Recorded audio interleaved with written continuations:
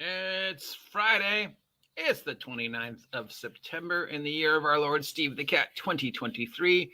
It's about 8:47 in the morning. If we look out the window, it is a cold, gloomy day here at Site B. And I am the OGGM, and it's Friday, which means you have to suffer through listening to me sing because bam, bam, bam, bam. You see me now, a victim of the 1,000 OGL wars. I've been talking about this from January, and I don't know how long I can talk for it anymore. The topic's getting old and dumb, and nobody is doing a thing. Oh, please, don't let these OGL wars go on. What do you think of that? Yeah? Does that make you want to support me? Yeah. More singing, OGGM. All right, it's Friday. Every Friday since January, we have been following the stories of all the individual companies who stepped forward and said, screw you, Wizards of the Coast, I'm actually going to do something.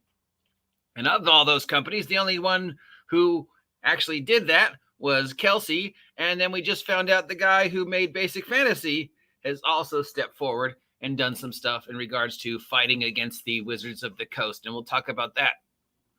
But first, let's go with number one, Tales from the Valiant, the closest to being ready for us to be seen.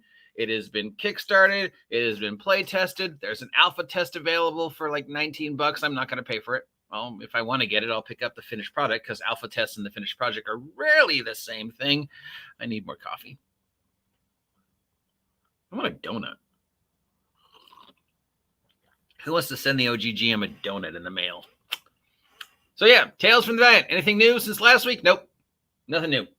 Nothing new. We don't know anything about Tales from the Valiant other than what we already know. Moving on to Matt Covel, number two. So we know Matt Covel has announced that he's making a game. We know based upon what little we've seen, the game actually feels like it's more 4th edition than 5th edition. He's been talking about it continuously on his other site, which is just called MCDM. And he talks about it on his Discord. Some people have saying they've seen him play it on the Discord, and it is very much about timing and initiative and movement, and it is very tactical. Actually, I believe the working title is Tactical Heroic Cinematic Fantasy. So will this be a 5e Heartbreaker or a 4e Heartbreaker or something completely different? We don't know. We just know that it has at least been seeing some playtesting on the Discord. Then we have my Chad Gable, of course, the people's champion, the also ran, the person who has been doing the most work, but can't seem to get out of that mid-card vortex and really needs to push. And that's Level Up 5e, who's been putting out their product since, well, whenever Tasha's came out, but at least 2 years now.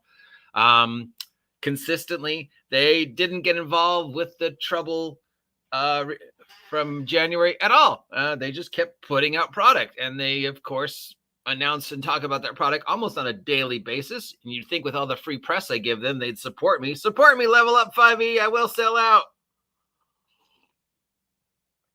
Send me a copy of the game or something, but no.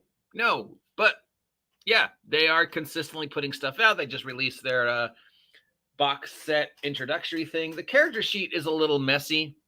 And it reads overly complicated, but I have a feeling the example character sheet and what an actual character sheet in play looks like are probably pretty different. So yeah, if you haven't had a chance to level up 5e play, play level up 5e yet, let me know. One person did tell me that they thought it was really good. Another person said it was just sort of a more overpowered, clunky version of 5e. So yeah. Which brings us to some of the other people that actually did do something.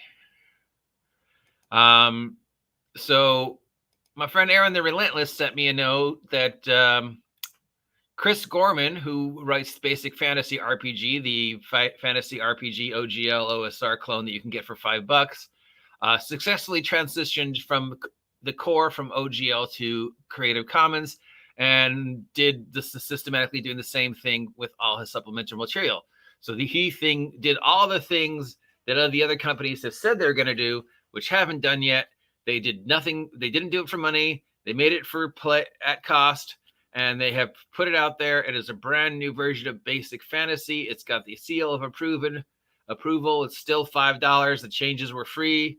Didn't cost you anything. They did it all their own. And now Basic Fantasy, the $5 OGL OSR clone, is Creative Commons, free of the OGL. And yeah, so there you go. There's another success story that maybe isn't getting as much play as it should. You know, everybody talked about Shadowdark and Kelsey for a while, but thankfully Kelsey has sort of faded out of the public eye, which is good for her.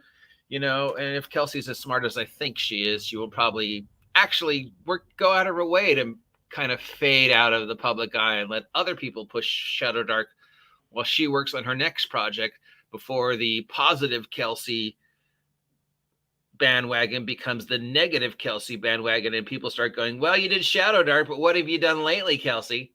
So, yeah. But oh, there I go, white knighting and standing for my friend Kelsey again. I'm such a jerk. Oh, my God. What about this whole Gygax thing from Trollord Games? We've been hearing a lot about that. That's a topic for a separate vlog because that would require a whole bunch more time than I want to spend on this. But that is the latest updates. So, yeah, good to hear that the Basic Fantasy is all now updated Creative Core. No cost to you. All the supplements are being done. No contact with the OGL. Not that, you know, that means much of anything. It just means Wizards can't come after you for whatever reasons. And it is now going on almost 9 months since January, February, March, April, May, June, July, August, September. Yeah, 10 months. 9 months since the war ended. And we're still picking up the pieces. And I'm still out here by myself in the maelstrom talking about the story that everybody else has forgotten about. Am I just being a fool trying to get cheap heat by talking about this every week? Or am I keeping the light going so that when Wizards of the Coast inevitably does their next self-destructive stupid thing and attacks the OGL OSR again, I will be the first going, look, they're still doing it. The Wizards of the Coast are coming. The Wizards of the Coast are coming. I don't know. What do you think? Do you appreciate me doing this every week? Does it interest you? Or would you like me to stop? Please let me know. Until next time, it's Friday. It's 9 o'clock in the morning, and I will talk to you losers later. Until then, have a great day. Stay warm, stay dry, stay safe. It looks like it's raining. And stay off my land.